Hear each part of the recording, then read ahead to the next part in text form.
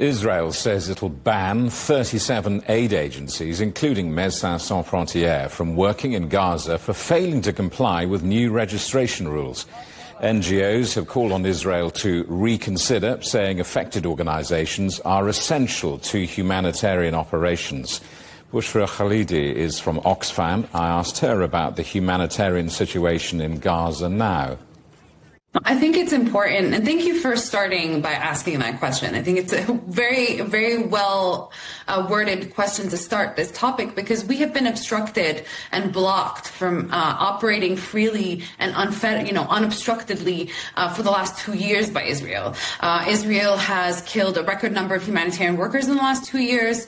It has bombed our premises. It has bombed our convoys. It has blocked our items. It has driven famine-like conditions in Gaza because of blocking humanitarian access. So I think it's really important to set that scene, is that what is happening now is nothing new. It only continues within the kind of campaign that Israel has orchestrated to drive basically the population of Gaza into survival. So, we have not been able to enter any materials in since March, in fact, us and many other organizations.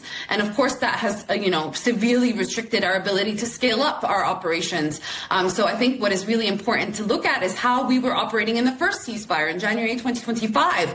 When there was the first ceasefire, you can see the numbers and how we were able to deliver to, hundreds of thousands of people. Unfortunately, that's not the case anymore. We're unable to scale up in that way, but we are able to provide, for example, support and funding to the Coastal Municipal Water Authority to carry out rehabilitation of water wells. We were able to get latrines in to install them and then move them when there were forcible displacement orders.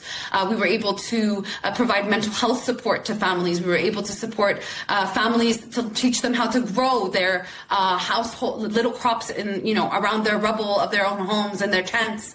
We were able to get seeds from a place inside Gaza and distribute them to families. So we're trying to find workarounds to work through our local partnerships and local community networks that we have access to be able to continue and deliver what we can. If Oxfam International and other organizations are suspended, what will that mean for people in Gaza?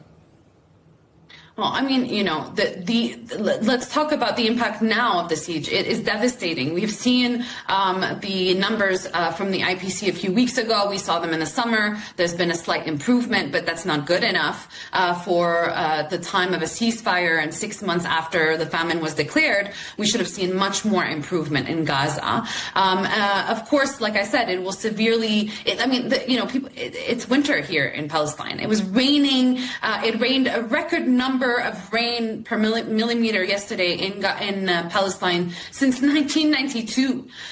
So the impact is devastating. The fact that shelter materials, for example, cannot enter. For families, this will mean slower repairs. It will mean fewer supplies. It will mean longer waits for basic services. It will directly affect access to clean water, to sanitation, to shelter materials, to public health interventions. Aid that should be moving predictably will remain delayed. It will remain restricted, and it will remain stranded.